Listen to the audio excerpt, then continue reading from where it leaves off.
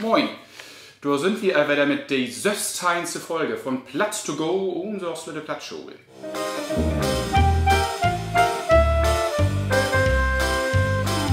So, wir sind ja schon mal von wöchentlich auf zweiwöchentlich gegangen. Letzte Woche gab es keine Folge, weil wir für diese Folge, Folge 16, so ein bisschen aufwendiger produzieren mussten. Da mussten wir noch auf die Beute fahren, unseren Fundus und Kostüme raussuchen und an 2 Tagen diese Folge vorbereiten.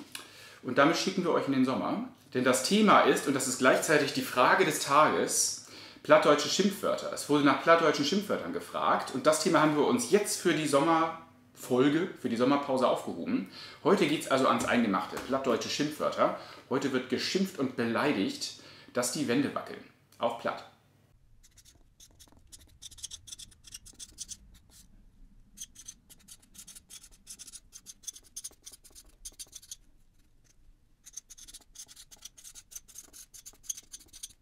So ein paar plattdeutsche Schimpfwörter kennen wir bestimmt alle, ne? Was kennen wir? Dösbaddel, ne? Gibt's Döspaddel mit P, Dösbaddel mit B oder Dösbatel mit RT? Woher kommt das denn jetzt? Was heißt es überhaupt? Dösbaddel, ne? Also irgendwie Dummkopf. Dös, dösig, dösen, schlafen. Also jemand, der dösig ist, der so verpennt ist, der ist nicht so ganz klar am Kopf. Und Paddel, Baddel. Manche glauben, das kommt von Büttel, also von so einem willfährigen, unselbstständigen Beamten. Es kommt aber eher von Bartel, wo Bartel den Most holt. Bartholomäus ist also einfach ein Name, also der düsige Bartels. Ne? Und das zieht sich durch weitere plattdeutsche Schimpfwörter durch. Wir haben im Plattdeutschen ganz häufig so sprechende Begriffe mit Namen. Also zum Beispiel der Bullerballer, das ist so ein Grobian, der so poltert, ne? So ein Choleriker. Der kann aber auch der Bullerjochen sein, Bullerjochen, Joachim, ne? Also wieder mit einem Namen. Oder sowas Schönes wie ein Hans Dünk, ein dünner Hans, Hans Dünk, ein sehr dünner Mensch oder ein Hans Moorslok, brauchen wir nicht zu übersetzen, auch Hans, ein Bölk Hannes, einer, der immer so rumschreit und rumbrüllt. Oder mag ich sehr gerne der Peter Pup, das ist so ein erbärmlicher, kleiner, mickriger Typ. Hein Unklug, mit Hein gibt es auch gerne. Hein Unklug, jemand auch, der nicht ganz klar ist. Hein Blöd kennen wir von Captain Blaubeer. Hein Fienbrot ist auch sehr schön. Hein Feinbrot, also einer, der so aufgesetzt fein tut, der so ein bisschen fein ist, ein bisschen überkandidelt. Oder Hein Grotmuhl, Hein Großmaul, auch einer, der so rumprahlt. Ne? Ganz viele Heins gibt es da. Aber es gibt das auch positiv mit Namen. Also zum Beispiel der Gasmann in Hamburg von den Gaswerken, der ist Hein Gass. Montag kommt Hein Gass zum Gaszähler ablesen oder sowas. Also gerne im Plattdeutschen diese Zusammenfügung einfach mit Namen. Und Dösbaddel, Dösbatel ist genau sowas. Das war das Thema Namen bei plattdeutschen Schimpfwörtern. Es gibt aber auch noch sehr viele schöne Schimpfwörter. Kennen wir der Tüdelbüdel zum Beispiel. Ist ein bisschen liebevoll gemeint. Einer, der so tüdelt. Nur Tüdelmann nicht. Ach komm, erzähl doch nicht, so Tüdelbüdel. Ne? Büdel ist eigentlich der Beutel. Und bei Schimpfwörtern habe ich sehr schön gefunden im Mensing, im Schleswig-Holsteinischen Wörterbuch, der Büdel bei Schimpfwörtern bezeichnet quasi den Menschen als ein Gefäß, das gefüllt wird durch die Eigenschaft, dass dem Büdel vorangestellt wird. Also der Tüdelbüdel, da ist der Mensch das Gefäß für Tüdeleien. Das ist dann ein Tüdelbüdel. Es gibt auch den Smerbüdel, also das ist so ein schmieriger, so ein Schleimer. Ne? Oder den Dämmerbüdel, das ist einer, der so ein bisschen dämmerig ist, eine Schlafmütze, so eine Trantüte oder sowas. Den Gnadderbüdel, einer, der immer so gnadderig ist, so griesgrämig. Gnadderkopf kann es aber auch heißen. Das ist der Büdel. Auch sehr schön, was man vielleicht kennt, Puttfaken. Der Ole Puttfaken, ne? Einer, der so rumferkelt, so ein bisschen schmierig, dreckig ist, so ein Kind auch, das irgendwie kleckert. Wo kommt ein Putt her? Könnte man jetzt denken, Putt, Faken, Pott, Topf, das Ferkel, das in den Topf kommt oder sowas. Wahrscheinlich kommt es aber über Püttfaken von der Pfütze. Also so ein Ferkel, das in der Pfütze rumwühlt und sich richtig schön einsaut. Das ist ein Puttfaken. Was habt ihr noch? Backbased ist sehr schön, ein Backbiest. Also das ist ein sehr, sehr, sehr beleibter, raumgreifender Mensch. Nicht so nett. Backbased. Und was man auch unbedingt kennen muss, ist die Frostködel. Also das ist einer, der immer friert, so ein Frostködel. Ködel, kennt man so Kaninchenködel oder sowas. Diese kleinen Losungen, die so hinterlassen im Wald. Also kleine Klümpchen. Und ein Frostködel ist also ein Frostklümpchen, weil die Leute so ganz zusammengeklumpt sind, weil die so frieren. Das ist ein Frostködel. Dringend erforderlich, gerade im norddeutschen Wetter. Und zum Schluss nochmal so ein paar, die man auch kennen sollte. Bangbüchs, Bang, Bange, Angst, Büchs, die Hose, Bangbüchs, die Angsthose, der Angsthase. Und meine beiden Lieblingswörter eigentlich der Tüffel, der Töffel. Tüffel ist eigentlich Pantöffel, die Pantoffel. Aber ein Tüffel oder ein Töffel, das ist einfach einer, der sich so tüffelig anstellt, also so ein Tölpel. Und das Schönste ist, finde ich, Drömel. Einer, der drömelt, der so verträumt ist. Du Drömel. Ach, du Drömel, du beeil dich mal. Du Drömel.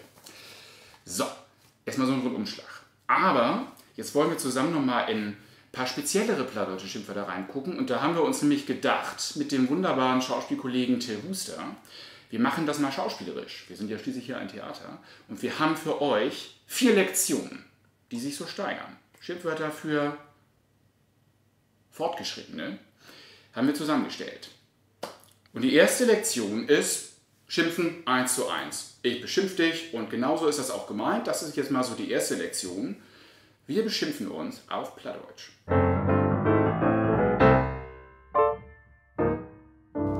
Einmal ein Jahr ist frei. Halt, stopp. Sie habt ja noch nicht utslapen. Ja, was mogt sie denn bei Nacht? Slapt sie zu Hause und weißt sie hier Führichsee, Dämmerbühle. Wieder. Dorit die Hexengröl im Schupp non Blocksbach. Rob. Halt, stopp. Er Tung ist ja wohl tatterig von da. Mich sprechen muss doch der Schauspieler können sie. Stormer Hannes. Dor Pflicht übern Wohlt weg, dat Wille her. Grinse nicht, sei Plumbord. Wetze, ich hef ja all viel Gesichter sehen, Mann. So ein Visage ist mir noch nicht innerkommen. Wie sehr fehlt das ja wohl an eins? Mit so einem Murks, Bruder, sie kann ihn ja nicht arbeiten. Mo, Mann. Denn kommt sie doch hier rock, wenn sie ans Bäderkön se Ballonkopf. Sie hat wohl ein ob de Lug, sie Schraffelachthain. Dat mut ich mi nicht beenloden. So ein Dickmur als See hätt mi gar nix zu sagen. Sie, Mettenmoors, Völkannes, Moorsbackengesicht, Bullerballer, Knallfratz, Kackstäbel, Fischmamsell. Moin. Oh, guten Morgen, Herr Direktor. Moin. Und lebt? Ja, allerbest, großartig. Und bitte. Einmal ein Jahr ist Freinacht. So, wir haben es erkannt, das war eine Probensituation. Schauspieler und Regisseur pumpen sich an auf der Probe. Läuft natürlich genauso, auch im Montagstheater natürlich nicht. Wir sind hier alle ganz lieb und nett zueinander. So ein paar Wörter daraus, manche haben wir bestimmt schon verstanden. Sehr schön ist auch die Stormer, Hannes, Stormern, Stammeln, Stottern. Stormer Hannes, wieder so ein entsprechendes Wort mit einem Namen. Häufiger ist auch anzutreffen Stormer Buck, der Stammelbock, als Schimpfwort für jemanden, der stottert. Auch schön die Plummenboard, Pflaumenbart. Wir kennen Pflaumen August aus dem Hochdeutschen, also auch jemand Unreifes. Ne? Der Murksbruder, der Pfuscher, braucht man nicht viele zu erklären. Und sehr schön Schraffel-Achtein. Den Schraffel, das ist auch so ein Nichtsnutz, so einer, der nichts kann, so ein blöder Typ eben. Und Achtein ist einfach im Plattdeutschen eine Steigerung. Weil das nicht nur ein einfacher Schraffel, das ist ein Schraffel-Achtein. Ja? Oder es gibt auch den Tüffel-Achtein, der ist also 18 Mal tüffelig. Noch viel tüffeliger. Der Schraffel-Achtein.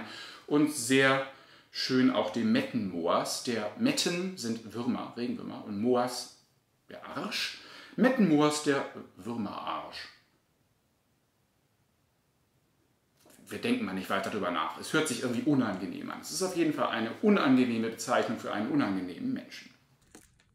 Lektion 2. Wir haben uns jetzt 1:1 beleidigt. Jetzt gehen wir mal für Fortgeschrittene eine Stufe höher. Und zwar Menschen, die sich beleidigen, aber nicht so ganz 1:1, sondern die sich einfach immer beleidigen. Immer. Egal, ob sie jetzt böse sind oder nicht. Wir gucken mal an einen beleidigenden Grundton in die Technik. Moin, Moors. Moin, Schiedkopf. Ja? Bist denn wieder laut worden, du Subsack? Komm hier auf, du Tranktyp.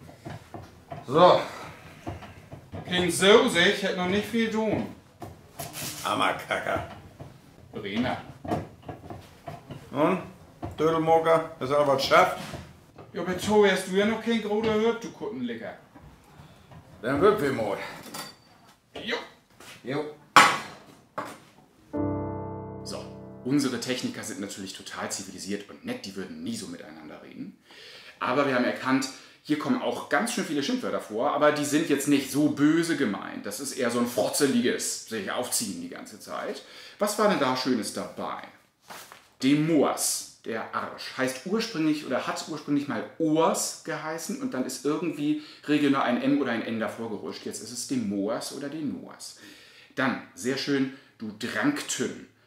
Die Dranktün, das ist so eine Tonne, wo alles reinkam, was an die Schweine verfüttert wurde. Was man in der Küche nicht mehr haben wollte oder so, das kam in die Dranktün, in die Dranktonne.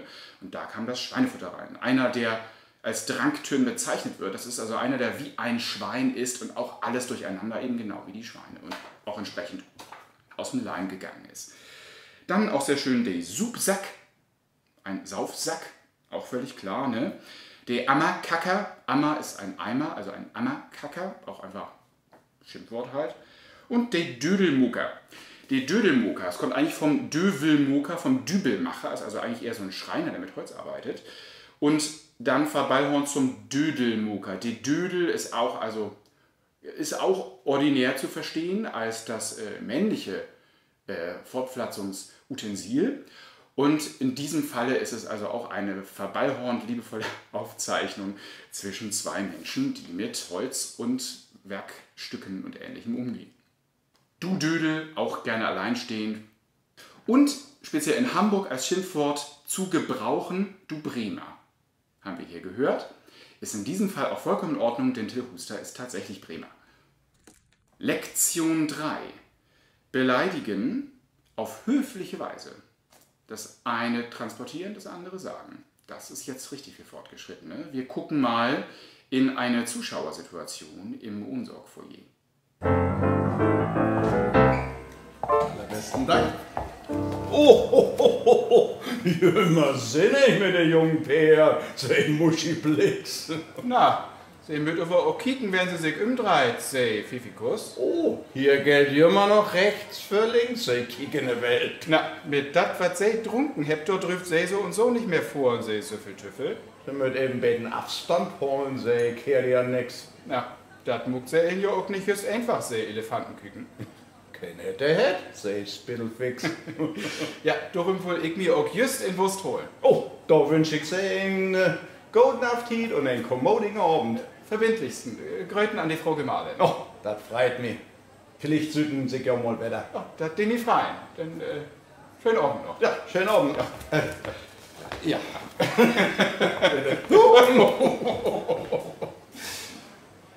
Hallo? Also die Hanseaten, die haben es drauf, sich in vollendeter Höflichkeit die schlimmsten Sachen an den Kopf zu werfen und es abzuschütteln, als wäre nichts gewesen. Da gucken wir auch nochmal, was sie sich da an den Kopf geworfen haben. Musche Blix, sehr schön. Musche ist Monsieur, bisschen vernuschelt. Monsieur Blix, ein Blix ist ein Blitz. Also Monsieur Blitz, Musche Blix, das ist einfach einer, der sehr, sehr schnell ist. So ein Blitz, Monsieur Blitz, Musche Blix. Pfiffikus ist einer, der pfiffig ist, also pfiffig, also so ein Schlaukopf. Du Pfiffikus, du weißt wohl alles besser. Schön ist auch Kiek in der Welt. Es gibt sehr schöne plattdeutsche Zusammensetzungen einfach aus Tätigkeiten. In Kiek in der Welt ist ein junger, unerfahrener Träumer, der so in die Welt guckt und nichts mitkriegt und noch nicht alles weiß. Genauso ein Kehrdi an nix, einer, der sich an nichts kehrt, einer, der sich um nichts schert, dem alles gleichgültig ist. Sehr schön auch Elefantenküken. Also das Küken eines Elefanten, was biologisch auch nicht so ganz zutreffend ist, ist aber trotzdem sehr, sehr groß. Ein Elefantenküken ist also ein sehr, sehr großer Mensch. Umgekehrt ist der Spittelfix, der ist so spittelig, der ist sehr dünn. Der nimmt also nicht viel Platz weg. Und, was ich sehr gerne mag, der Süffeltüffel. Ein Süffel ist einer, der süffelt, also ein der süppt, einer, der säuft. Ein Süffel und Süffeltüffel ist dann so Verballhorn, ein bisschen Tüffel wieder der Törpel. Süffeltüffel, bisschen verniedlichend zusammengesetzt. Das haben wir hier noch mitgenommen. So, und jetzt kommt die schwierigste Lektion für absolut erfahrene, eingefleischte Beleidiger, nämlich die Beleidigungen nur denken. Sie kommen höchstens im Subtext vor. Und wo wäre das besser zu beobachten als natürlich unter Schauspielern?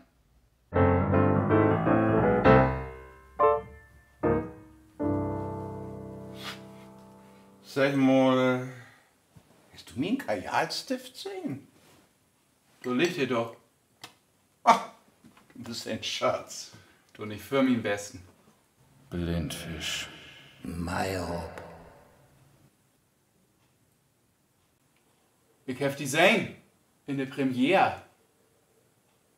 Du wärst großartig. So ein Hans Harlekin.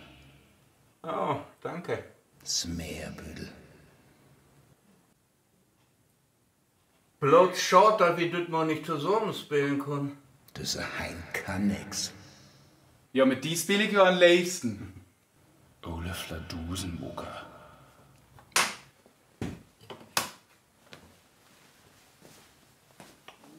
Toi, toi, toi. Schied dir ut, du Pissbüdel. Go der Prof mir am besten. Das kann ja nix waren mit diesen Spijükenmucker. Weißt du was? All in Theater sind so verlogen. Bloß wie beid. Wir sind ehrlich miteinander. Ist das nicht schön? Wie seht uns auch daran an der Bar? Das war als jümmers mir am besten. Für eine Dienstbesprechung.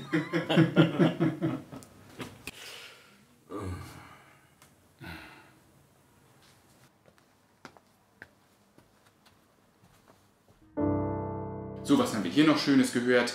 Die Fladusenmucker. Jemand, der Fladusen macht, muckt. Und Fladusen, ein Fladus ist einerseits so eine Haube, die man früher getragen hat, aber es gibt im Plattdeutschen auch komplett gleiche Wörter in verschiedenen Bedeutungen, wo dann auch verschiedene Herkünfte gemischt sind. Fladus kann auch kommen von la flûte douce, die süße Flöte. Also einer, der so süß flötet. Das ist einer, der so schmeichelt, der so süße Sachen sagt. Also so ein Schmeichler, die Fladusenmucker. Und was hatten wir noch? Den Spijökenmucker. Was macht der? Spijök. Und Spijök ist auch so Spuk und Schabernack und auch immer Quatsch. Und einer, der so Quatsch macht. Ne? So ein Quatschmacher. Als solches möchte man als Künstler auch nicht gerne bezeichnet werden.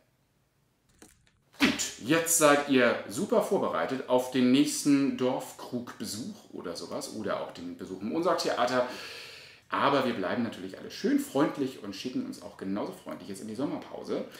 Wenn euch jetzt noch plattdeutsche Schimpfwörter einfallen, die wir hier vergessen haben und wo ihr sagt, die können auf gar keinen Fall unter den Tisch fallen, dann her damit, schreibt uns die und vielleicht schmeißen wir die zwischendurch nochmal immer so als kleine Aperçus in die zukünftigen Folgen. Was noch liegen geblieben ist, ist das Fundstück des Tages. Da haben wir das hier noch übrig von Inke Adler, nämlich ein Schild mit ganz vielen Wegweisern. Und da steht unheimlich viel Plattdeutsch drauf. Gucken wir mal, was da alles zu finden ist. Da ist unter anderem die Möhlenstroth, also die Mühlenstraße, wunderschönes Plattdeutsch. Dann haben wir den Grevensbach, also den Grebensberg, Bach, der Berg. Dann haben wir hier oben Grautenroth, Graut groß. Rot kann ich jetzt im Einzelnen gar nicht sagen, wo es hierher kommt. Es könnte von Rat kommen, dem Rat, der große Rat. Aber wer es weiß, gerne melden. Das kann ich jetzt von dem Wegweiser leider wirklich nicht ergründen. Graut auf jeden Fall natürlich groß. Dann haben wir Dörpshus, also das Dorfhaus. Ne? Und den Klöderbach. Sehr schön. Bach wie der Berg. Klödern heißt ja einfach klappern. Das hatten wir auch schon mal das Wort. Und etwas, was klapprig ist, was so klappert, das ist nicht so ganz fit. Also oft, wenn man sich klöderig fühlt heute, bei mir klappert das heute das nicht so gut. Alles, was klöderig ist, also auch so ein bisschen kränklich, mickerig und sowas. Und in Klöderbach könnte dann also möglicherweise ein Berg sein, der jetzt vielleicht noch nicht so ganz die 8000 erreicht, sondern eher so ein bisschen so ein klöderiger Berg ist, so ein kleiner Berg, so ein Hügel. Könnte sein. Wer es weiß, wer da in der Gegend wohnt, gerne Bescheid sagen. Sprachlich ist das, was wir da rausziehen können. Sehr schöne plattdeutsche Fundstücke. Vielen Dank an Inke Adler. So, zum Abschluss nochmal Thema Beleidigungen. Es gibt zum Beispiel das Schimpfwörterbuch für Hamburger von Blubberbüchsen, Landhain und Thronbüdels von Reinhard Goltz. Wer sich dafür interessiert, kann sich das nochmal einverleiben, wenn das irgendwo auftreiben kann. Und auch für die Lippen, es gibt Tüdelbüdel, das plattdeutsche Schimpfwortspiel. Da kann man wie in einem Memory-Spiel plattdeutsche Schimpfwörter zusammenlegen. Da hätten wir dann zum Beispiel den Tüdelbüdel. Oder mal was nicht zusammengehört, den Backbüdel. Ne, gibt es nicht. Kann man also auch neue erfinden. Auch hier können wir unsere plattdeutschen Schimpfwortkenntnisse noch so ein bisschen erweitern über die Sommerpause. Das war's von uns, das wird von uns. Verhüt, wie seht uns nur die Sommerpause wieder. Und bis dahin, tschüssing und holt ihr fuchtig.